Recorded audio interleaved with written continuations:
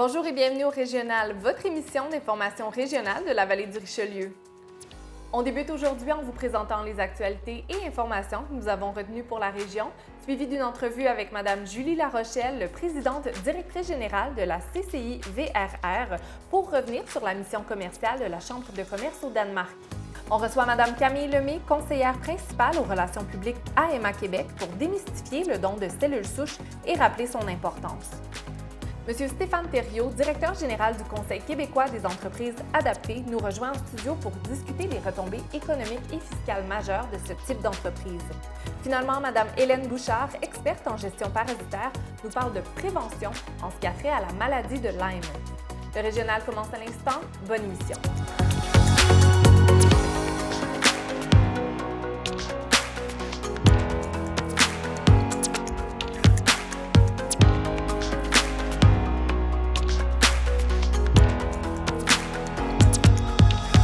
Encore une fois, cette semaine, l'équipe de TVR9 vous propose un résumé des actualités de la semaine.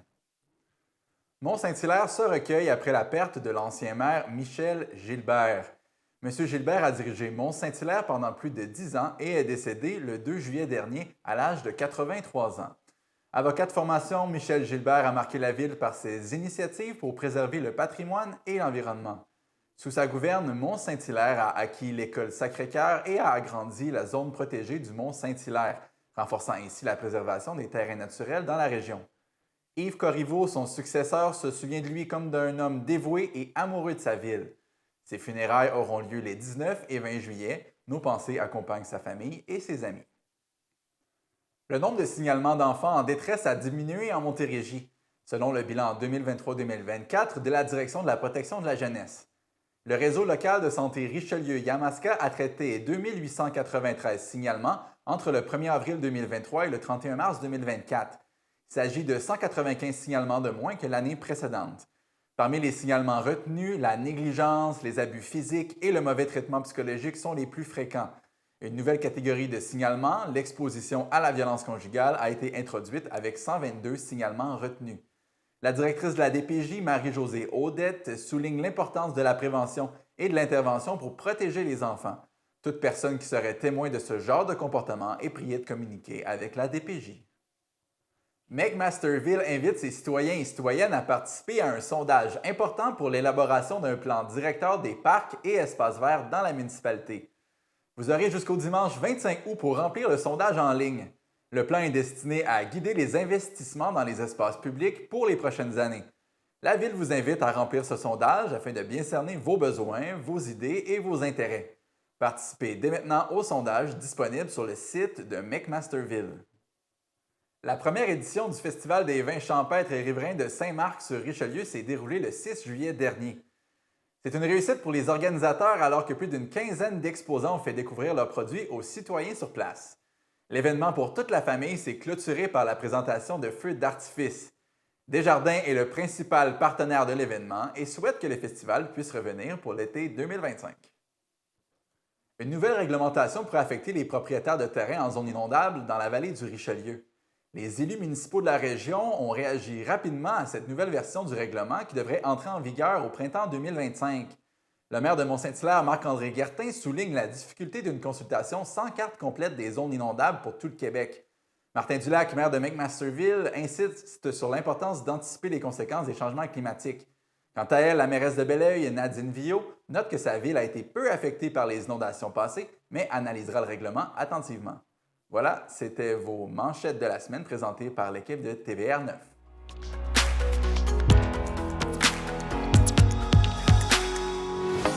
Le 26 juin dernier avait lieu l'Assemblée des membres de la CCI VRR. Et c'est cette journée-là que vous avez dévoilé le rapport complet de la grande consultation Horizon 2030. Madame Julie Larochelle, présidente directrice générale de la CCI VRR, vous êtes aujourd'hui avec nous pour nous en parler. Bonjour. Bonjour, Andréane. C'était toute une intro, ça, mais je voulais revenir sur la grande consultation. Oui. C'était en février dernier. J'y étais. On était plus d'une centaine à y assister, des gens d'affaires. On a eu des belles discussions et il en est ressorti différentes priorités. Quelles étaient-elles? Bien, c'est vraiment fascinant parce que, tu sais, on aurait tenu cette grande consultation-là 2 ans auparavant ou 5 ans auparavant. ça aurait été, je pense, probablement totalement différent. Là, c'était à l'unisson, littéralement, et ça donne des frissons d'y penser. Priorité numéro 1, environnement. Ouais. Priorité numéro 2, énergie verte. Priorité numéro 3, autosuffisance alimentaire. Très intéressant. Oui. Et priorité numéro 4, communauté.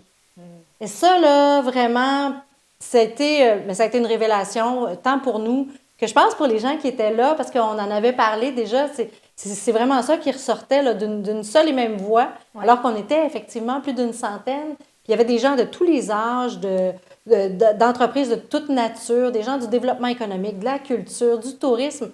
Alors, c'était vraiment fascinant de voir ça, qu'on avait tous les mêmes priorités. Oui. Vraiment. Mais est-ce que vous avez été surprise par ces priorités-là? Parce qu'on s'entend que l'environnement, c'est quand même au goût du jour. Oui. La communauté, ça va de soi aussi. Puis c'est un peu la mission, je pense, de la Chambre de commerce de créer cet esprit de communauté puis d'entraide entre les entreprises. Mais autosuffisance, ça, je vous dirais que je m'y attendais pas. Est-ce que vous êtes surprise également? Bien, je pense que peut-être que c'est né, ce besoin d'autosuffisance-là.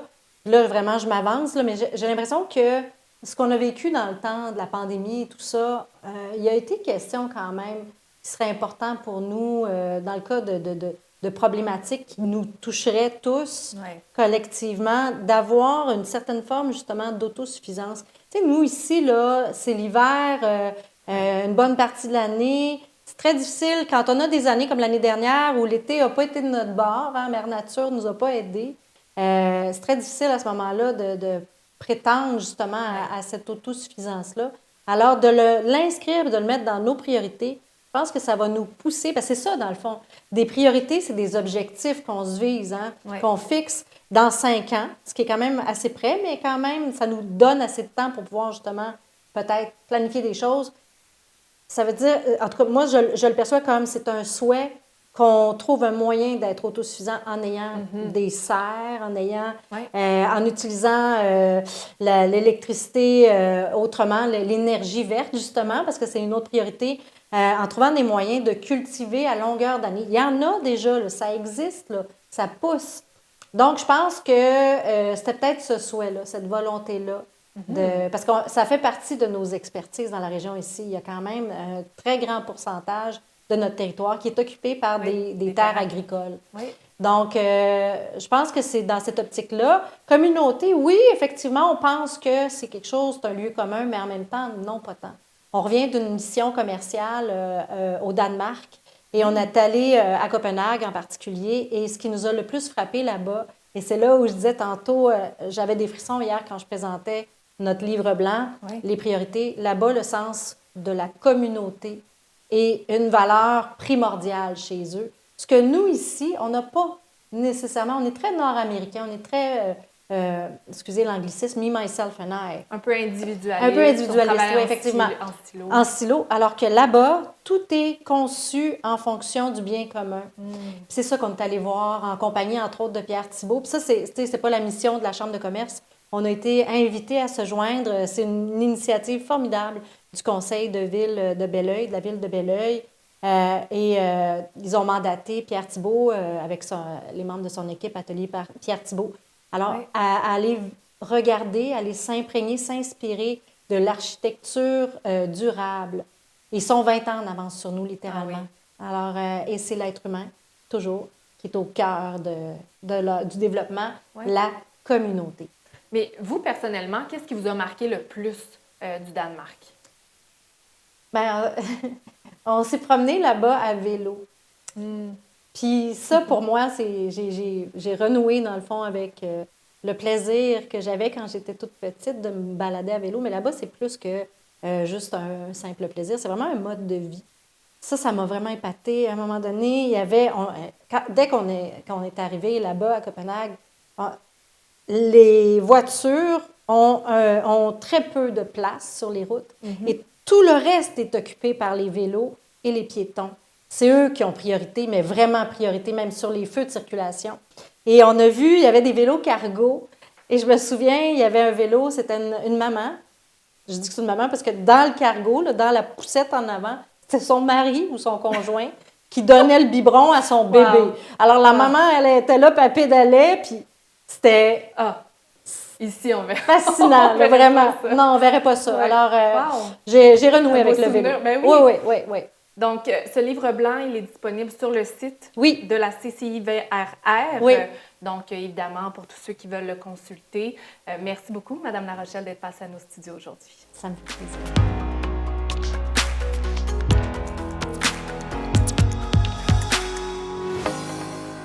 Chaque année, des centaines de patients sont en attente d'une greffe de cellules souches. Aujourd'hui, on est avec Madame Camille Lemay. Vous êtes conseillère principale aux relations publiques à Emma Québec. Bonjour. Bonjour. Tout d'abord, c'est quoi des cellules souches? Les cellules souches, c'est ce qu'on appelle les cellules mères du corps humain. Donc, c'est les cellules qui sont à la base, qui vont pouvoir se transformer en d'autres cellules, comme par exemple des globules rouges, des plaquettes, des globules blancs, qui servent vraiment au fonctionnement du corps humain. Puis, c'est quoi le rôle d'Emma Québec? Vous tenez un registre, dans le fond? C'est ça. Bien, Emma Québec a quelques rôles liés aux cellules souches, mais le principal dont on va parler aujourd'hui, c'est vraiment le registre de donneurs potentiels de cellules souches. Donc, ce qu'on fait, c'est qu'on recrute des gens qui pourraient potentiellement donner des cellules souches éventuellement. Puis, le recrutement se fait entre 18 et 35 ans. Puis, les gens qui s'inscrivent au registre, en fait, c'est qu'ils se disent qu'ils sont prêts à être appelés, que ce soit dans 1 mois, 2 ans, 10 ans. Il y a des donneurs qui ont été appelés peut-être 10, 15 ans plus tard pour potentiellement sauver la vie de quelqu'un qui en a besoin. Puis pourquoi entre 18 et 35 ans? Parce que plus on est jeune, plus nos cellules souches sont, si je peux vraiment vulgariser, là, en forme. Donc, plus le donneur est jeune, plus le don de cellules souches a de chances de fonctionner. Puis les cellules souches, une fois qu'elles vont être greffées à la personne malade qui en a besoin, vont vraiment pouvoir faire la job. Va vraiment pouvoir venir se reproduire dans d'autres types de cellules, puis emmener vers une guérison.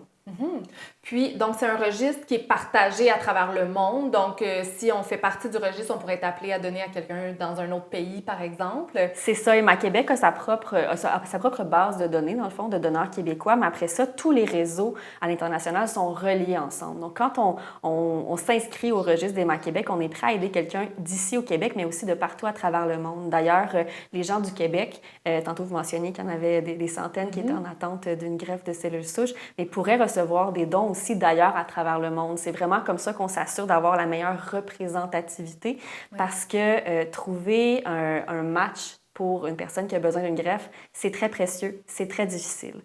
Parce que vraiment, c'est pas comme un don de sang, par exemple, où il y a quelques groupes sanguins qu'il faut respecter. Du côté des cellules souches, c'est ce qu'on appelle un typage HLA, là, qui est très, très technique, mais vraiment, c'est comme gagner à la loterie pour trouver quelqu'un qui a des cellules souches compatibles avec les nôtres. Donc, c'est pour ça qu'on augmente nos chances avec le registre international. Puis, généralement, ils vont commencer par regarder dans la famille s'il y a une compatibilité à ce niveau-là. C'est quoi les pourcentages de compatibilité? Habituellement, on dit qu'on a 25 % ou une chance sur 4 si on regarde dans les frères et les sœurs, donc la fratrie, de trouver un jumelage qui soit idéal avec le receveur. Puis, est-ce qu'il y a des groupes ethniques qui sont sous-représentés là, dans le registre présentement?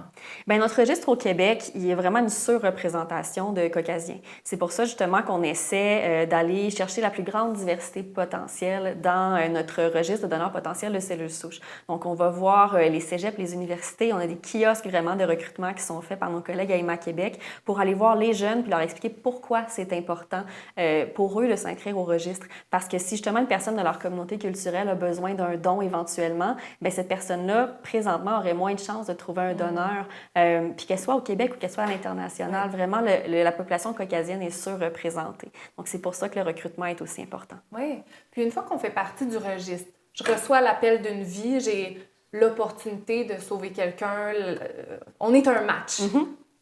C'est quoi la procédure après? C'est quoi la procédure? Bien, en fait, peut-être que je commencerai avant ça même, parce que l'inscription au registre, des fois, on pense que c'est une prise de sang qu'il y a à faire. Absolument pas. Quand on fait du recrutement, des fois même, nos équipes maintenant apportent les kits sur place, mais on peut les commander sur le site d'Emma Québec. C'est très facile. C'est un petit kit avec 4, je vais dire, quasiment des Q-tips. Vraiment des cotons-tiges qu'on vient frotter dans la bouche. C'est aussi simple que ça. Emma Québec analyse le tout, puis avec ça, ils vont pouvoir faire votre typage. Donc, voir vraiment c'est quoi votre bagage génétique. Puis, quand vous recevez l'appel, à ce moment-là, c'est que dans nos systèmes, on a déterminé que vous étiez le meilleur jumelage potentiel pour un donneur. Ce qu'on va faire, c'est que si vous répondez aux questions de l'infirmière qui vous appelle, vous êtes toujours en santé, vous êtes disponible pour faire le don aussi d'un point de vue professionnel, personnel, à ce moment-là, il y a d'autres démarches qui vont se faire, donc des examens physiques, prise de sang, puis quand le don va se faire, bien là, il peut se faire de 2 façons différentes là, selon le procédé, mais il peut y avoir 1 à 3 mois, je crois, de délai là, entre l'appel puis le don lui-même. Oui. Donc, si quelqu'un est intéressé, demain, à faire partie du registre, on peut se rendre sur le site d'Emma Québec, remplir un formulaire d'inscription. Vous avez également un podcast, il y a un épisode là, sur le sujet, si on veut en savoir plus. Merci, Madame Lemay, d'être passée à nos studios aujourd'hui. Ça fait plaisir.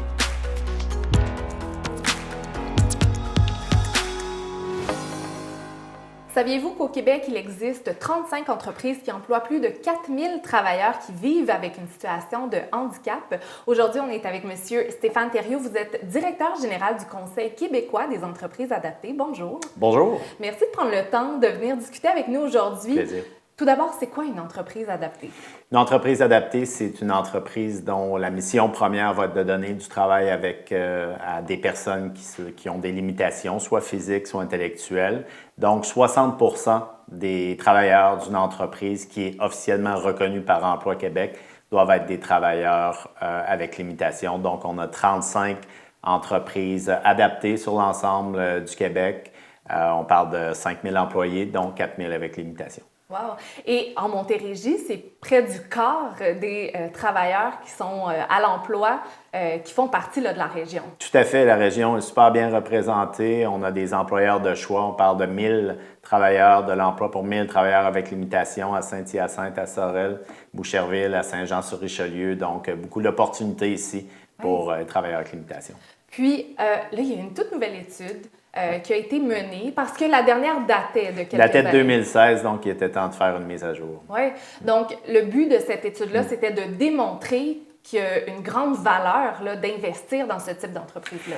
Oui, tout à fait. Personne ne remet en doute notre mission sociale à travers le Québec, de mettre à l'emploi des travailleurs avec limitation. Mais c'est important pour nous d'aller valider 8 ans plus tard si au niveau économique, nous avions encore une pertinence.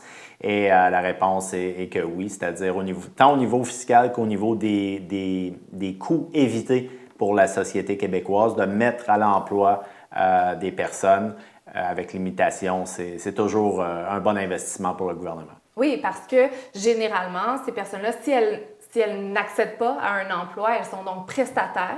Oui, elles sont souvent dans des mesures qu'on dit passives, donc entre autres au niveau de l'aide sociale. C'est que donc, on fait passer des gens d'une mesure passive à une mesure active par le travail, mais au-delà de tout ça, bien, on développe l'autonomie, le développement personnel, mais aussi l'employabilité de nos travailleurs. Oui, donc vous venez de le nommer, on développe le développement personnel de ces travailleurs-là. Donc, c'est quoi l'offre de service au sein d'une entreprise adaptée? Oui, bien, l'entreprise adaptée va se distinguer pour être beaucoup plus impliquée, beaucoup plus présente, outre le 9 à 5. Donc, on va s'impliquer beaucoup dans le développement personnel du travailleur, dans le développement professionnel aussi. C'est que donc, il n'est pas rare de voir certains de nos travailleurs pour qui c'est une première expérience de travail, puis que leur passage au sein des entreprises adaptées va les propulser, va servir d'un tremplin. C'est que, bref, on voit c'est au niveau de l'encadrement où l'entreprise adaptée est beaucoup plus investie que l'entreprise régulière. C'est quoi le soutien que le Conseil québécois des entreprises adaptées donne à ces entreprises-là qui font partie du réseau? En fait, nous sommes une association, donc on s'occupe, je dis toujours qu'on s'occupe des choses que les entreprises n'ont pas le temps de s'occuper, donc les relations gouvernementales. On s'occupe des communications aussi pour l'ensemble du réseau, pour faire connaître le réseau. Mais au-delà de tout ça, on gère aussi une mutuelle de santé et sécurité, puis une mutuelle de formation, pour s'assurer que les superviseurs et les gens qui travaillent avec les travailleurs avec limitation soient bien formés pour bien les encadrer. Puis dans le contexte actuel, il y a de plus en plus d'entreprises dites régulières qui ont des programmes d'inclusion, diversité et tout ça. Est-ce que vous avez vu vraiment plus d'opportunités pour les personnes qui ont des limitations? Tout à fait. On a vu les choses grandement évoluer au Québec au cours des 10 dernières années au niveau justement de l'inclusion au niveau du marché du travail pour les travailleurs avec limitation. Maintenant, le grand défi pour les prochains mois, les prochaines années avec le ralentissement économique, c'est de s'assurer de garder ces gens-là à l'emploi. Donc, c'est pour ça que les entreprises adaptées pourraient être aussi une porte d'entrée advenant un ralentissement économique qui s'étire. Oui. Et pour terminer, vous venez de le mentionner, une porte d'entrée. Bien, pour ça, il faut que les gens sachent que ça existe. Comment on peut avoir plus d'informations? Oui, tout à fait. Il y a plusieurs portes d'entrée, c'est-à-dire on peut aller cogner directement aux entreprises et elles vont nous aider vers le bon chemin au niveau des services spécialisés en main-d'œuvre qui vont déterminer si le travailleur potentiel, son endroit de prédilection, c'est les entreprises adaptées, l'entreprise régulière, un contrat d'intégration au travail. Bref, dans les CLSC de la région, les entreprises, il y a lieu d'avoir de l'information et sur notre site web cqa.ca. Merci, M. Thériault, d'être passé à nos studios aujourd'hui. Merci à vous.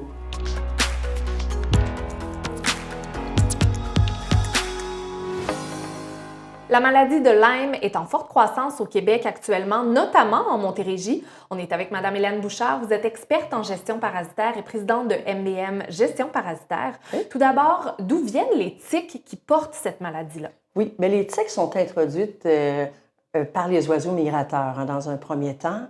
Et puis, avec le réchauffement climatique, dans le fond, tout ce qui est les mammifères, bien sûr les cerfs, on le sait, mais la petite souris sylvestre, surtout en Montérégie, on la voit avec le petit ventre blanc, là, donc monte de plus en plus au nord avec le réchauffement climatique et nous amène la tique avec elle, bien sûr. Et on en entend de plus en plus parler dans les médias, la prévention, la vigilance. Les gens sont de plus en plus sensibilisés, mais c'est quoi les bons réflexes à adopter pour éviter de se faire piquer par une tique? Oui, bien, je pense que, comme vous l'avez mentionné, une bonne protection, c'est de se mettre un chasse-moustique là, avec le DEET, là, le DEET, qu'on peut se mettre sur nous. Bien sûr, porter des vêtements longs et clair. Donc, ça permet de pouvoir voir la tique et de toujours se vérifier lorsqu'on a été, soit qu'on a fait une taille de haie ou qu'on a joué dans notre jardin. Donc, ça, c'est toujours faire une bonne vérification là, pour s'assurer de ne pas en avoir sur soi. Oui, parce qu'une tique, ça peut être plus gros, mais généralement, c'est minuscule. Absolument. Moi-même, j'ai été touchée par une tique et je m'en suis jamais rendu compte. C'est sûr qu'en gestion parasitaire, on va faire un réseau de contrôle, on va aller protéger les environnements extérieurs des bâtisses commerciales. Souvent, l'herbe est un peu plus haute. Alors, peut-être que je me suis retrouvée avec une tique sur moi et ou en faisant du jardinage, qui sait, mais je m'en suis rendu compte parce que j'avais des plaques sur mes cuisses.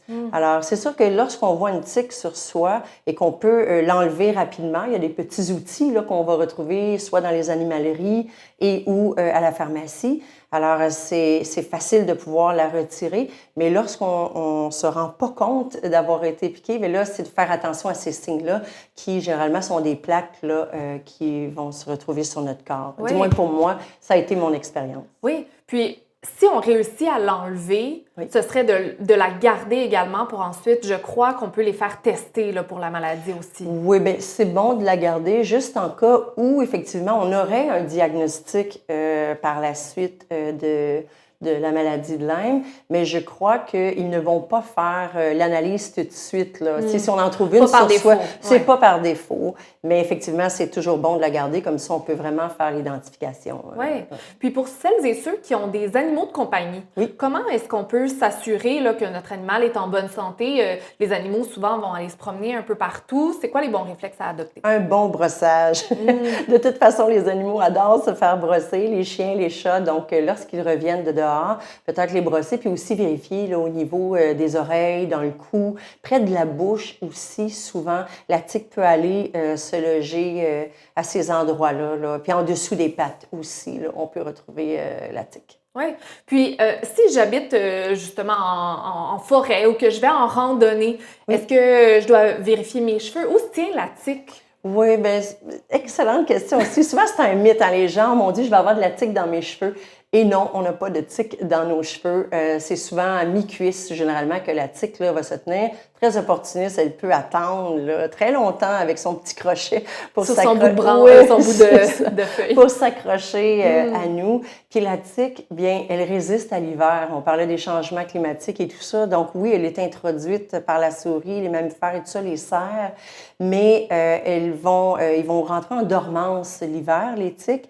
Et on appelle la diapause. Et puis, le fait que nos hivers sont si doux, on a peut-être un 90 % qui réussissent à survivre. Donc, c'est pour ça qu'on en voit de plus en plus aussi là, par rapport à ça. Oui.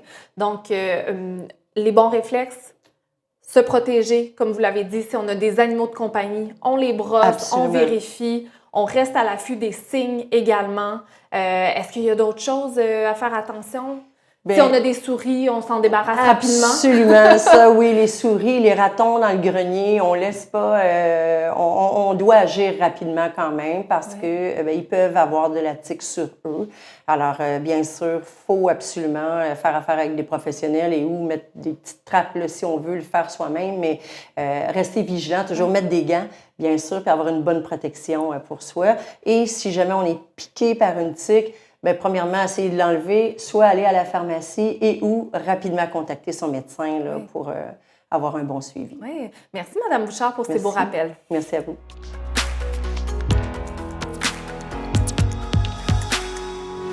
C'est ce qui termine l'émission de la semaine. Merci d'avoir été des nôtres.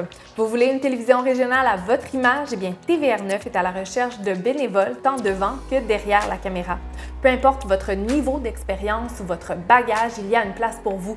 Notre équipe est très flexible et les opportunités sont infinies. Au plaisir de vous accueillir parmi nous. Sur ce, bonne semaine à tous.